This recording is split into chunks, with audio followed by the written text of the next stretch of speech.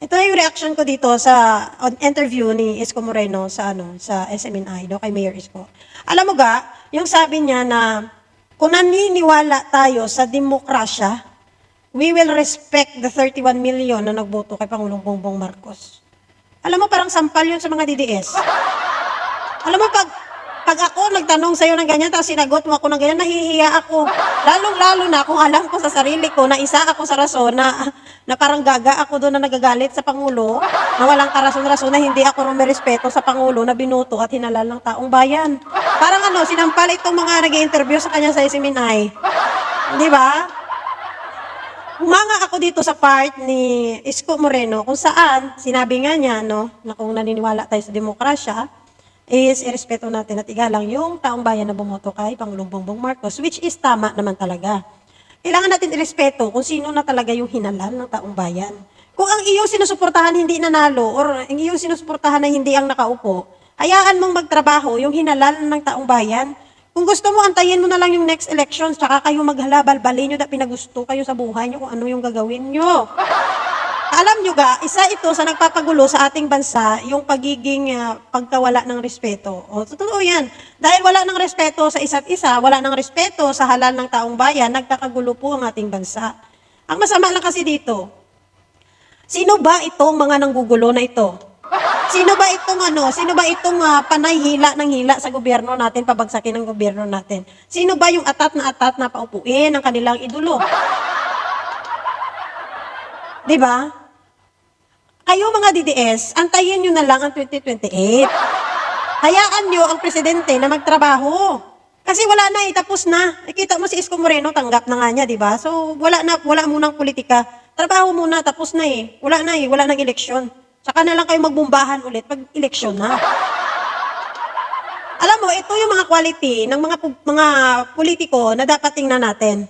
Yung hindi talaga sila namumulitika, yung tanggap nila, yung pagkatalo nila, at mas inuuna ang kapakanan ng taong bayan. Kung mapanood mo ang full video nito, sinasabi nga ni Isko Moreno kahit si Leni man yan, si Sara man yan, si Remulla man yan, kahit sino pang presidente ang uupo, ihihimod niya daw lahat para sa kanyang mamamayan sa Manila. You see? Yan ang tinatawag natin na wala kayang pakialam kung sino ang nakaupo, basta kung ano ang mapakinabangan ng iyong mamamayan, go ka. Hindi kaya mamulitika. Ang importante sa iyo, yung iniisip mo, is yung kapakanan ng mga mamamayan. Yun ang dapat na politiko. Hindi yung dahil talo ka, wala ka nang gagawin, kundi manira ka na lang araw-araw, ihilain mo yung gobyerno pababa para bumagsak, para ikaw yung uupo. Alam mo yun? Yung wala ka nang ibang ginawa, kundi manira ka na lang yan ng manira. At yan ang nakakasama sa ating bansa. Alam nyo bakit hirap na hirap ang ating bansa umahon? Kasi may mga politiko na pilit din nilang binababa ang ating bansa, ang ating gobyerno. Yan ang yung isipin nyo mabuti, i-analyze nyo mabuti yan. Kung ang mga politiko kagaya nito ni Isko Moreno, na walang tinitingnan, hindi na mumulitika, wala siyang pakialam kung sinong uupo, presidente, ang importante sa kanya is yung mamamayan niya. Aangat ang Pilipinas. I-compare mo ito sa Davao, ang sabi doon, hindi daw sila papayag na mag-joint exploration doon ang Pilipinas at ang US. Tingnan nyo yan. Paano tayo i-improve niyan kung ang ganyan ang isip ng mga sa gobyerno at sa politika? Na imbes na, sige, malaking tulong ito sa bansa natin, malaking tulong ito sa bayan natin, sa mamamayan, malaking tulong ito. Ay, hindi sila papayag. Mga ampalaya sila yaga. At dahil dyan, sa ganyang ugali ng politiko na ayaw magtrabaho, porket hindi nila kaalyado ang nakaupo, yan ang nagpapahirap sa bayan. Ang tawag dyan, mga selfish sila yaga.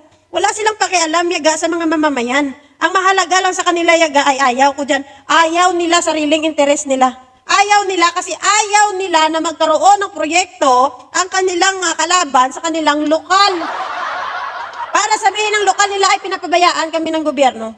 Pero alam niyo naman walang magagawa dyan ang Davao. Pag ginusto talaga ng nasyonal, wala silang magagawa dyan, wala. No? Yan ang lagi nating iisipin mamili tayo ng politiko na inuuna po ang kapakanan ng taong bayan, inuuna po ang mamamayan. Huwag tayong pumili ng selfish at wala naman talagang pakialam sa taong bayan. Kung mapakinabangan ba yan or what, wala silang pakialam. Basta ang mahalaga sa kanila, hindi matuloy ang proyekto para sabihin walang ginagawa ang gobyerno. Di ba masama? Ang sama, no? Ang sama ng ugali na yan. Kaya mag-isip-isip tayong mabuti and grabe to. Ang ganda ng ano nito ni Isko Moreno dito. Ang kanyang interview. So panoorin niyo po yung full video niya at nakakahiya talaga, parang sampal na sampal ang mga DDS dito.